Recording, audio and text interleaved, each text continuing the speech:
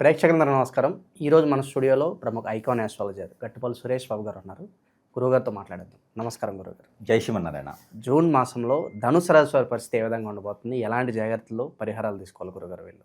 ఖచ్చితంగా ఒకటి ముఖ్యంగా చెప్పాల్సిన విషయం ఏంటంటే, ధనుసు రాశి వారు ఒకరు కాదు, ఇప్పుడు ఇద్దరు ఉంటారు నాకు తెలిసి.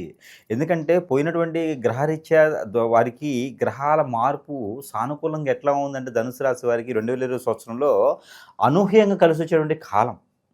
ఎట్లాంటిదంటే ఎప్పుడూ ఎరగనటువంటి విధి విధానం.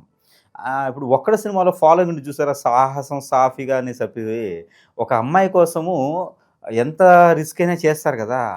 ధనుసు రాశి వారు రిస్క్ అనేది చేయరు. బద్ధకంగా మందంగా ఎక్కడేసిన కొంగడు అక్కడే విధంగా ఉండేటువంటి వారు ధనుసు రాశి వారు. రిస్క్ చేయరు.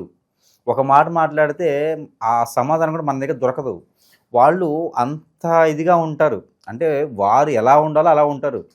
వారు ఎంత విధానంగా ఉంటారంటే ధనుసు రాశి వారు, ఒక ముఖ్యంగా చెప్పాలంటే, వారు అనుకుందే చేయాలి, వారు అనుకుందే వాస్తవం, వారు అనుకుందే నిజం, వారే చెప్పగలుగుతారు, వారే చేయగలుగుతారు అనే విధంగా ఉంటారు. ఎదుటి వారికి కూడా అలానే కనిపిస్తుంది. చాలా జాగ్రత్తగా తప్పు చేయని విధంగా కనబడతారు. చేయరని కాదు, కనబడతారు.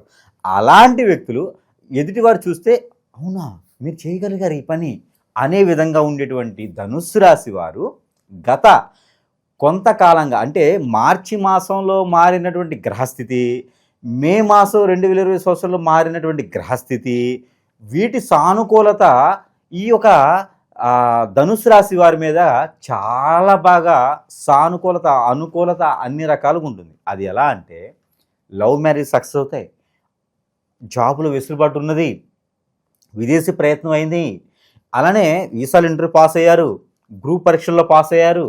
వీరికి అనూహ్యంగా అన్ని రకాలు కలిసి వస్తుంది. అత్తగారి ఆస్తి వస్తుంది. ఒకవేళ రాకపోతే ఇప్పుడు పోయి కొట్టారు, అవసరం లేదు, గురువుగారు చెప్పారు కదా అని చెప్పి కొట్టకండి. అది అందరికీ కాదు.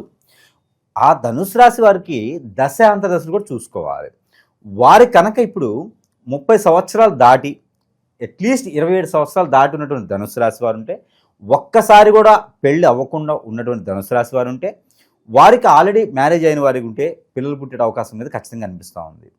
వారిద్దరి మధ్యన సంకేత భావం ఏదైనా ఉంటే కనుక, ఎడబాటు దూరం ఉంటే కనుక, వారిద్దరూ ఒకటైనటువంటి భావనలు కూడా లేవు అని చెప్పలేము. ధనుసు రాశి వారికి అనూహ్యంగా వచ్చేటువంటి ఆదాయం, డబ్బు, జాబులో వెసులుబాటు, ఇవన్నీ కూడా గత కొంతకాలం 3 మాసాలుగా మనము రోజు రోజుకి దినదిన అభివృద్ధి అన్నట్లుగానే వీరికి కనబడుతూ ఉంది. అయితే ఇవన్నీ కూడా ఈ జూన్ మాసం 12వ తారీఖు తర్వాత ఇంకా అద్భుతమైనటువంటి ప్రతిఫలం వీరికి కనిపిస్తూ ఉంది. ఏదో ఒక గ్రహం బాగా చూపిస్తుంది అనుకోవచ్చు, కానీ వీరికి చూపించేది రాహువు, కేతువు. అలానే వీరికి శుక్రుడు కూడా చాలా అనుకూలంగా ఉన్నాడు. జూన్ మాసంలో మరొకటి ఏంటంటే, 15వ తారీఖు తర్వాత మారేటువంటి రవి భగవానుడు కూడా వీరికి సానుకూలంగా ఉన్నాడు. కాబట్టి ఈ యొక్క ధనుస్సు రాశి వారికి అద్భుతమైనటువంటి ప్రతిఫలం కనిపిస్తుంది. ఎక్కడికైనా వెళ్ళాలంటే జూన్ మాసంలో టూరిజం, ఎక్కడికైనా వెళ్ళి పర్యటన చూసి రావచ్చు. అది చాలా అనుకూలంగా ఉంది. అక్కడ వనరులు కూడా వీళ్ళు పట్టుకొని వచ్చేస్తారు. పోయిన వాళ్ళు ఖాళీగా రారు, ఒట్టి చేతులతో పోయి ఒట్టి చేతులతో రారు వీరు. అక్కడ ఏదైనా వ్యాపార వనరులు కానీ, ఆదాయ వనరులు కానీ సృష్టించి రావడం జరుగుతుంది. కాబట్టి ఖచ్చితంగా పర్యటన చేస్తే చాలా సానుకూలంగా ఉంది. పిక్నిక్ లాంటి, పర్యటన లాంటి, పార్కులు లాంటివి వెళ్తాం కూడా వీరికి మంచి జరిగేటువంటి అవకాశాలు అయితే జూన్ మాసంలో బాగా కనిపిస్తూ ఉన్నాయి. వీరికి అనూహ్యంగా పెళ్ళిళ్ళు అయినటువంటి వాతావరణం అనేది బాగా కనిపిస్తూ ఉంది నాకు. లవ్ మ్యారేజ్ కూడా సక్సెస్ అయింది. మనం పోయిన మాసంలో చూసాం. పోయిన 2 మాసాలుగా మనం చెప్పుకున్నట్టయితే కనుకలో లవ్ మ్యారేజ్ సక్సెస్ అవుతుంది ధనుసు రాశి వారికి అని కూడా చెప్పుకున్నాం. అలానే వీరికి పెళ్ళిళ్ళు కూడా అయ్యేటువంటి అవకాశాలు, పెళ్ళి అయినటువంటి వారికి పిల్లలు పుట్టే అవకాశాలు కూడా మెండుకు కనిపిస్తూ ఉన్నాయి. టెస్ట్ బేబీ సెంటర్లకు వెళ్ళేటువంటి అవసరం అయితే వీరికి లేదు. అలానే వీరికి ఎవరికైనా అప్పు ఇచ్చి ఉన్నా కూడా అవి కూడా సానుకూలంగా వచ్చేటువంటి ఆలోచన అయితే ఉంది. జూన్ 15 తర్వాత అయితే రావచ్చు. అడగాలి, అడిగి ప్రయత్నం అయితే చేయాలి. ప్రయత్నం చేస్తే ఖచ్చితంగా డబ్బు కూడా వీరికి వచ్చేటువంటిది ఉంది. ఇకపోతే విదేశీయానం అయితే వీరికి 100% ప్రయత్నం చేయవచ్చు. జూన్ 22 తర్వాత ప్రయత్నం చేస్తే గ్రహాలన్నీ కూడా వీరికి సానుకూలంగా కనబడుతుంది. కాబట్టి జూన్ 22 తర్వాత ప్రయత్నం చేయవచ్చు. వీసా ఇంటర్వ్యూలో పాస్ అవుతారు. ఇకపోతే సెంట్రల్ గవర్నమెంట్ జాబ్స్ ఎవరైనా ప్రయత్నం చేస్తుంటే జూన్ 12వ తారీఖు తర్వాత దానికి సంబంధించినటువంటి వాతావరణం ఏర్పడుతుంది. కాబట్టి అక్కడ ఉన్నటువంటి వారికి ఎవరైతే అక్కడ ఉన్నారో వారిని అడగవచ్చు. ఇకపోతే పొలిటీషియన్స్ కూడా వీరికి చాలా అనుకూలంగా ఉంది.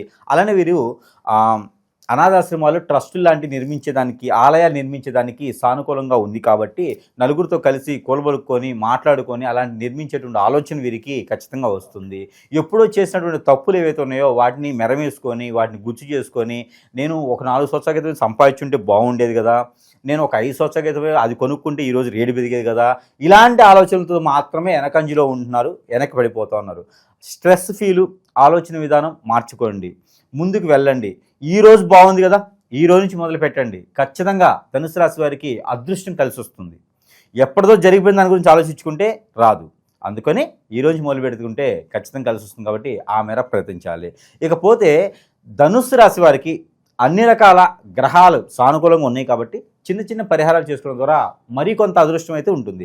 ముఖ్యంగా వీరికి కలిసి వచ్చేటువంటి దినాలు అంటే రోజులు గురువారం, అందులోనూ ఆదివారం. వీరికి 2 కూడా చాలా అనూహ్యంగా కలిసి వస్తుంది.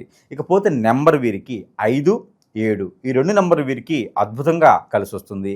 ఇకపోతే వీరికి కలిసి వచ్చే colour orange colour, tomato colour, అలానే బ్లూ కలర్, నావీ బ్లూ అంటారు, అలానే కలర్ కూడా వీరికి అద్భుతంగా కలిసి వస్తుంది. ఇకపోతే వీరు ఉంగర ధారణ ఏదైనా చేయాలనుకుంటే కనుక స్టోన్ కెంపు అంటారు, కెంపు తీసుకోవచ్చు.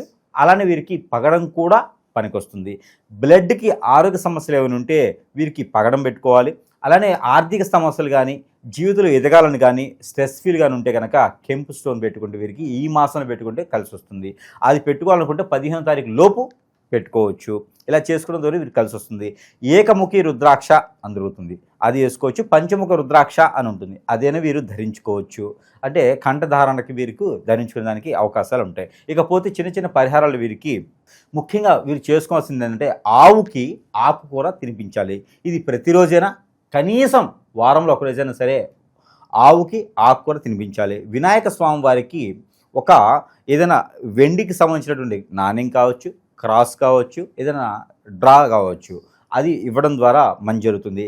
నవగ్రహాలకి గ్రహశాంతి, నవగ్రహాలకి మీద లేదంటే కనుక నవధాన్యాలు అభిషేకం చేసుకోవడం ద్వారా మంచి జరుగుతోంది. ఇక కాకికి అలానే పావురాళ్ళకి, పక్షులకి ఏదైనా ధాన్యం వేయడం ద్వారా ఆర్థిక స్థితిగతులు మెరుగవుతాయి.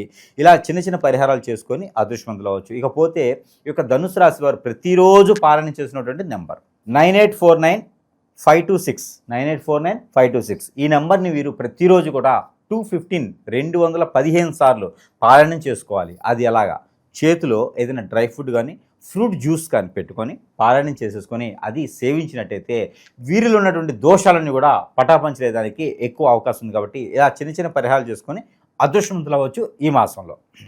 ఓవరాల్గా జూన్ మాసంలో ధనుసు రాశి వాళ్ళకి ఏ విధంగా ఉండబోతుందో చాలా బాగా వివరించారు గురుగారు. ధన్యవాదాలు.